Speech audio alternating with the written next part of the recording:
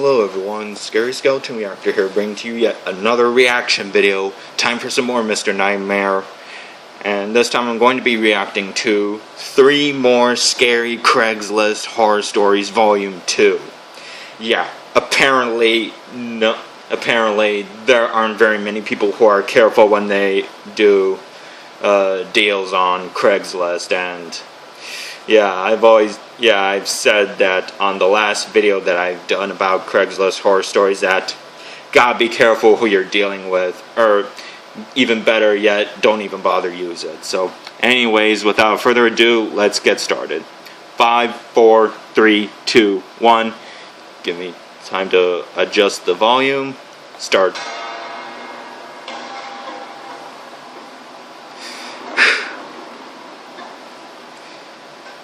So not worth the time being on Craigslist. This is a story with my family and most of my friends. Amanda is my brother's girlfriend. At the time of this story, she was looking for her first apartment and moving out of her parents' house. Her and my brother didn't want to move together since they'd only been dating for a few months. She opted instead to search for a roommate online. Browsing Craigslist, she found an ad titled something like, "Roommate Wanted, Females Only." This sort of thing. Roommate wanted, females only? That's a bad sign. And why even bother find someone for a roommate on Craigslist? I mean, you're better off finding an old college buddy or someone like that. Still not worth the time being on Craigslist. It was common since the area she was looking in was mostly young professionals. The listing was for a room in a house for about $225 a month, which was quite cheap compared to most of the other places listed. The occupant listed herself as a 23-year-old college student Too good who to be wasn't true. comfortable with living with any males. The other roommate would have their own room and attached bathroom. So far, Amanda was into this place. However, the listing only had a single photo from outside the property. Amanda... Only one photo. Jeez. That's another warning sign. You should see at least multiple photos of the property. One photo, it's a red flag. Amanda sent an email wanting to meet the occupant and tour the house. Within 30 minutes, she receives an email back with all the details and time to stop by. The girl worked late hours and wanted Amanda to stop by at 8 p.m. When Amanda arrives, there's a handwritten note on the front door saying, "Door broken. Use back door." What? Setup. I sense a setup. Why? Why is it that people don't get it? Come on now. Walking around the house, it looks nice, but slightly unkempt.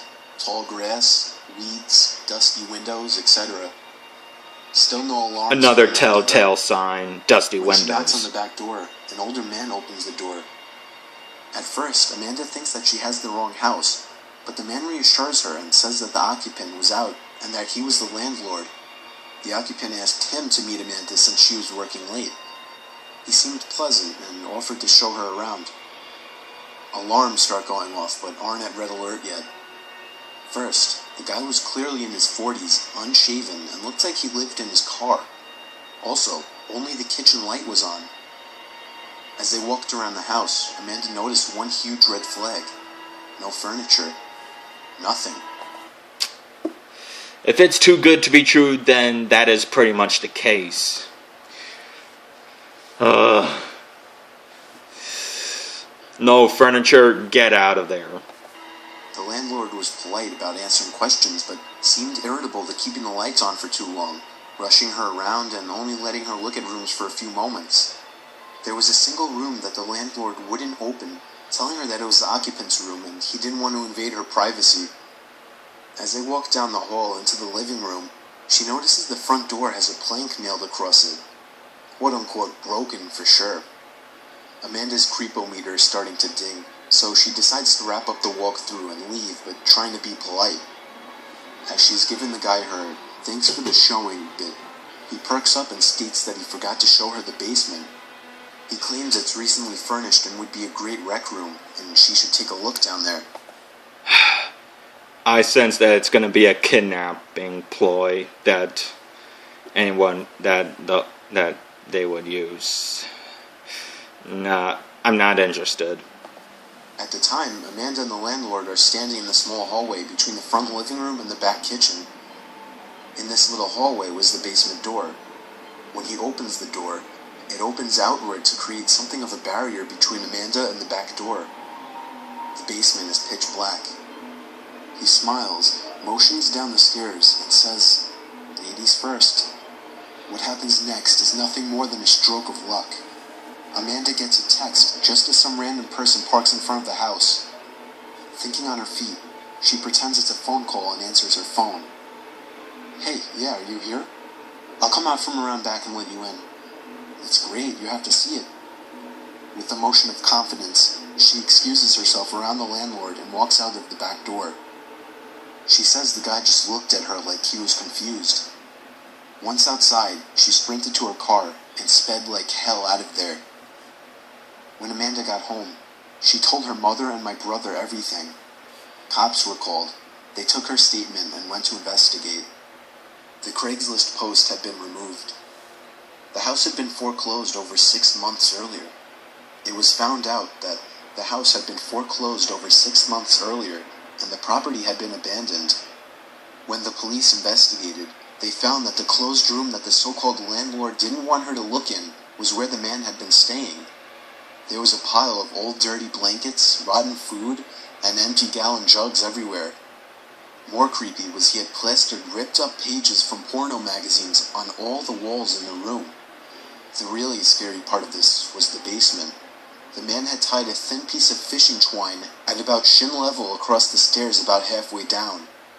The basement was empty except another pile of old blankets, a broom handle wrapped in leather belts, and a small box with a few rolls of assorted tape. This was a potential predator right there.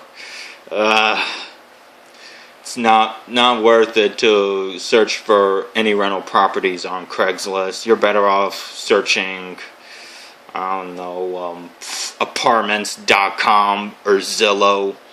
One of those actual legit websites. I was up late looking for goalie equipment on Craigslist some night in the summer. I was only 14 and had no job, and therefore no money, so I had to find the cheapest deal possible. I didn't really care about the condition of anything. I came across an ad that seemed like a steal. The pictures showed the pads, blocker, glove, and stick. They were all in visibly good condition. It was only listed for $50. That seemed like an insane deal. I contacted the seller via text, and he asked me... $50, I mean, come on. For something that is slightly used, $50? Come on, that's still... In my opinion, that's still too much. Even for 14 years old, never had that kind of money. Me a few questions, one of which was... Not even an allowance. I responded 14, and he told me he's glad to hear that I'm dedicated at a young age. It didn't really seem weird to me what he said at the time, but now that I look back on it, I should have been wiser. I asked the seller for his address, but he instead asked me what town I'm from, and that he could just meet me somewhere walking distance from my house. I didn't know how I felt about it. Don't do it. Don't accept it. You're better off searching at a garage sale or something. An actual garage sale or a yard sale. Just don't. But I really wanted that equipment. We agreed to meet in the parking lot of the mall, which is literally down the block from my house. I stood alone in the exact spot I described for a few minutes, until I heard somebody toot their horn. I noticed a white van parked away from all the other cars. Another potential red flag indicating a kidnapping. Vans. Why is it always vans? And then I received a text saying that he was in the white van. I replied telling him to come out with the equipment, but he said it would be easier to do the transaction in the van. I had a really bad feeling about this and hightailed away from there. Good. I ran down the block, and when I looked back, I saw the white van driving down the street behind me. Now there was someone in the passenger side as well. I didn't want to lead them to my house, so I cut into some random person's backyard and hopped over the fence. I was on the opposite side of the block now, hiding behind a bush. Within 20 seconds, the white van passed by and turned the next turn, vanishing from sight. It was safe to run back to my house now. My parents flipped shit on me when I told them about it. I didn't get the tag number or a good look at their faces, so all they could report was a suspicious white van. The Craigslist ad was taken down, so I couldn't show it to my parents. I thought it was over, but that night, I heard a vehicle engine running outside. I looked out my window down to the street and saw the white van sitting across the street, but as soon as I looked out the window, the van drove off down the road out of sight. I haven't seen it since. I don't know if they saw me or not, or if they somehow found my address. It makes me paranoid to this day. Why not? It was definitely a kidnapping. Dining room set on Craigslist. I listed it for $1,200, but put slightly negotiable on the title. It was a good-looking set, but I wasn't getting any offers. I did live in the country, though, so not a lot of people lived in my town. I finally received a call about this set. The man on the other end of the phone had a very shaky voice, and he sounded a bit off, but I can't really explain how. He wanted to check out the set to make an offer, so I gave him my address, and he said he would be over within the hour. I dusted off all the furniture one more time to make it look as nice as possible. The doorbell rang within 10 minutes. I was shocked. He must have lived really close, which in my area was very surprising. I opened the door and immediately felt uncomfortable about letting this man into my house. Too good to be true. He was wearing a white undershirt with yellow stains scattered all over it. His pants were way too baggy and had a few tears in them. His gray mustache stained brown in the middle, and his hair a complete mess. Basically everything you shouldn't look in public, he looked. Basically everything you shouldn't look in public, he looked. He greeted me with a hello in the same shaky voice as before. I invited him in, and he immediately caught a glimpse of the dining room set, since the dining room is the first room you see in the house. He began walking around really slowly, making weird sounds and making sure to feel every inch of every piece of furniture. I was very weirded out watching this and decided to break the silence by bringing up the price. I reminded him that my asking price was $1,200, and then he stopped, looked up at me, and gave me the most unnerving smile I had ever seen. "How about $500? He asked me. I laughed a bit at the insane offer, almost thinking he was joking, but when his smile turned to an angry expression, I knew he wasn't. I apologized and told him that's much too low for me. The lowest I would be willing to go is $1,000. The man then started acting even weirder. He put his hands up to his head and started making strange noises again, pacing back and forth. He then looked at me with a look of anger and hatred. This man was not right in the head. I realized it just then and there, and I needed him out of my house. I apologized to him again and thanked him for coming, which was the most obvious way of me letting him know it was time for him to leave. But he didn't move. At this point, the stare he was giving me was obviously a stare of malice. This man was much bigger than me, and I didn't think I could take him in a fight. But then the man moved his hand to his back pocket, and I quickly assumed he was reaching for a gun. Oh no. I ran upstairs to my bedroom to my closet, leaving the man alone in the dining room. In my closet, I grabbed my .45, loaded it, and took cover behind the wall, sneaking a peek into the dining room. The man was gone.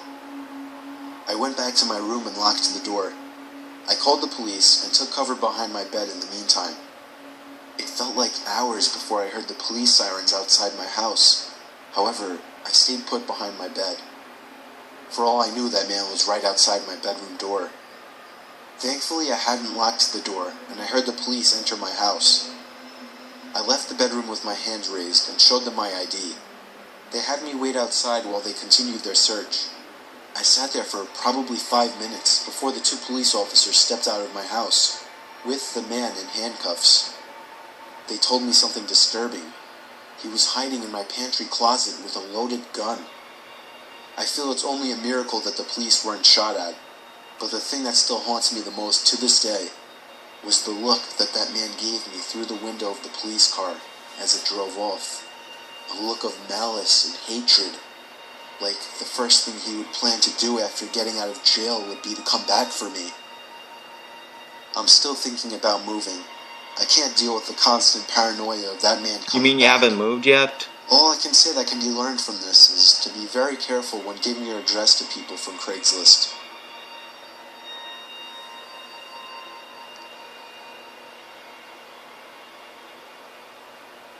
That is madness.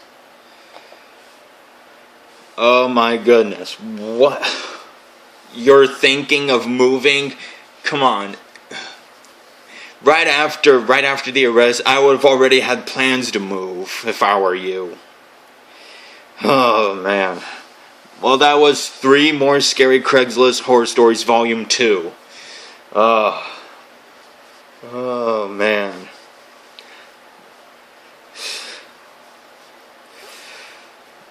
That was really bone chilling. Man, it shivers down my spine. Whew. Oh man. This is why I never do Craigslist. This is why I never do any deals on it. Like, you're better off, if you're trying to find a good deal on it, you're better off doing it at either Goodwill or any other thrift store. But anyways, thank you guys so much for watching. You know the drill. Please like, please subscribe. If you guys have requests, comment down below. See you guys in my next reaction. Peace.